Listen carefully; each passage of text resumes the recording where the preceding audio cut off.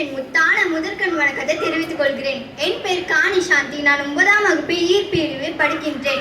தற்கால இலக்கியத்தின் முன்னோடி, தேசிய கவி, மக்கள் கவிஞர், சிந்துக்கு தந்தை, அமரா கவி என்ற சிறப்பெயர்களால் அழைக்கப்பட்ட பாரதியார் பற்றி இன்றைய நாளில் பேசப் போகின்றேன்.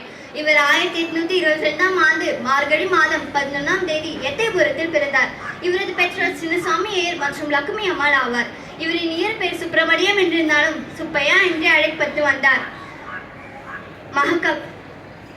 இவருக்கு 11 வயது இருக்கும் போதே இவரது கவிப்பாடும் திறனை பாராட்டி இவருக்கு பாரதி என்ற பட்டத்தை வழங்கினார்.